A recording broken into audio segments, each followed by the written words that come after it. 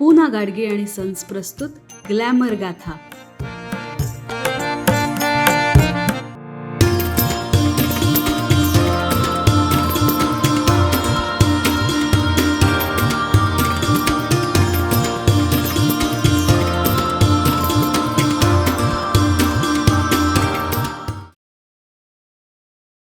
नमस्कार।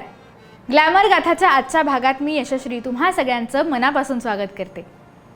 हिंदी चित्रपटात एक आई असते, नेहमी दुःख सहन करणारी, मुलासाठी प्रार्थना करणारी आणि शेवटी देवासारखी त्याला माफ करणारी।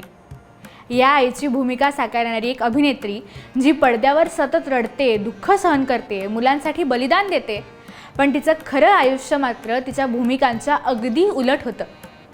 आज आपण जाणून घेणार आहोत एका अशा अभिनेत्रीबद्दल जिने तरुण वयातच साकारलेल्या आईच्या भूमिका लोकांच्या मनात इतकं घर करून बसल्या की लोक तिला खऱ्या आयुष्यातही आई म्हणू लागले। पण जर मी सांगितलं की त्या आईच्या भूमिकेमागे असलेली खरी स्त्री स्वतः आयुष्यात खूप बंडखोर, धाडसी आणि हट्टी होती, तर विश्वास बसेल का? या अभिनेत्रीचं खरं नाव होतं कोकिला किशोरचंद्र बलसारा। लग्नानंतर त्या मुंबईत आल्या आणि एका मित्राने सांगितलं, चल फिल्म स्टुडिओ पाहायला जाऊ। स्टुडिओमध्ये फक्त पाहुणी म्हणून गेलेल्या त्या मुलीला दिग्दर्शकांनी विचारलं, अभिनय करशील का? तिने लगेच होकार दिला। अभिनयाचा अनुभव नव्हता, ट्रेनिंग नव्हतं, पण आत्मविश्वास प्रचंड होता। मित्रांनो, ही अभिनेत्री म्हणजे निर्मळ चेहरा आणि चित्रपटसृष्टीतील अनेक कलाकारांची आई म्हणून ओळखली जाणारी निरूपा रॉय। 1946 मध्ये रॉय आणि त्यांचे पती एका गुजराती वर्तमानपत्रात कलाकारांच्या शोधात असलेल्या जाहिराती वाचून त्या भूमिकांसाठी प्रयत्न करत होते। त्यांची निवड झाली आणि त्यांनी रणकदेवी या गुजराती चित्रपटातून त्यांच्या अभिनय कारकिर्दीला सुरुवात केली। त्यानंतर त्याच वर्षी त्यांनी अमर राज या त्यांच्या पहिल्या हिंदी चित्रपटात काम केलं। चित्रपटांमध्ये त्यांनी सर्वात जास्त भूमिका केल्या देवी, संत आणि धार्मिक स्त्रियांच्या।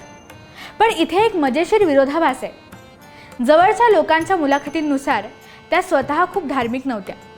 लोक त्यांना देवी मानून नमस्कार करायचे, काही तर पायाला स्पर्शही करायचे।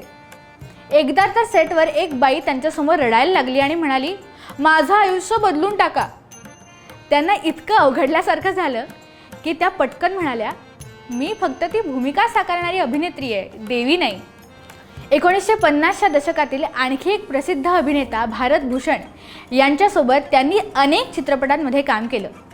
त्यात सम्राट चंद्रगुप्त, राणी रूपमती आणि कवी कालिदास यांचा समावेश होता। परंतु 1960च्या दशकात नवीन तरुण कलाकार उदयास येत होते आणि रॉय यांना नायिका म्हणून काम करणं कठीण वाटू लागलं। त्या छाया आणि मुझे जीने दो मध्ये आईच्या भूमिकेत दिसल्या। सुरुवातीला निरूपा रॉय यांनी हिरोईनच्या भूमिका केल्या, पण काळ बदलला आणि त्यांना आईच्या भूमिका मिळू लागल्या। पण इथेही एक मजेशीर ट्विस्ट असा की त्यांनी स्वतः सांगितलं होतं की त्यांना आईची भूमिका सुरुवातीला अजिबात आवडत नसे, कारण त्यांना वाटत होतं, मी अजून तरुण आहे, मला इतक्यात आई का बनवताय? धक्कादायक म्हणजे जेव्हा त्यांना प्रौढ कलाकारांसाठी आई म्हणून कास्ट करण्यात आलं तेव्हा त्या फक्त 26 वर्षांच्या होत्या। पण एकदा त्यांनी ही भूमिका स्वीकारली आणि मग इतिहास घडला। त्यांनी आईच्या भूमिका इतक्या प्रभावीपणे केल्या की प्रेक्षकांना वाटू लागलं, आई म्हणजे निरूपा रॉय आणि निरूपा रॉय म्हणजे आई। त्यांनी डझनभराहून अधिक चित्रपटांमध्ये अमिताभ बच्चनच्या आईची भूमिका साकारली, ज्यात दीवार आणि मुकद्दर का सिकंदर सारख्या प्रसिद्ध चित्रपटांचा समावेश आहे। त्यांची ऑनस्क्रीन केमिस्ट्री इतकी संस्मरणीय होती की चाहते तिला चित्रपटसृष्टीतील त्यांची खरी आई म्हणून संबोधत असत। पडद्यावर अनेकदा दुःखद व्यक्तिरेखा साकारल्या असल्या तरी निरूपा रॉय यांनी शांत आणि समाधानी वैयक्तिक जीवन जगलं। वयाच्या 15व्या वर्षी त्यांचं लग्न झालं कमल रॉय यांच्याशी। 1990च्या दशकाच्या उत्तरार्धात चित्रपटांमधून निवृत्ती घेतल्यानंतर त्यांनी त्यांच्या कुटुंबावर लक्ष केंद्रित केलं। 13 ऑक्टोबर 2004 रोजी निरूपा रॉय यांना मुंबईत हृदयविकाराचा झटका आला आणि वयाच्या 73व्या वर्षी त्यांचं निधन झालं। अशा या प्रतिभासंपन्न अभिनेत्रीला आमचा सलाम। तुम्हाला त्यांचे कोणते चित्रपट आवडतात हे आम्हाला कॉमेंट्समध्ये नक्की सांगा। व्हिडिओला लाईक करा, शेअर करा आणि स्मृतिगंधच्या यूट्यूब चॅनलला सबस्क्राईब करा। भेटूया पुढच्या भागात, तोपर्यंत नमस्कार।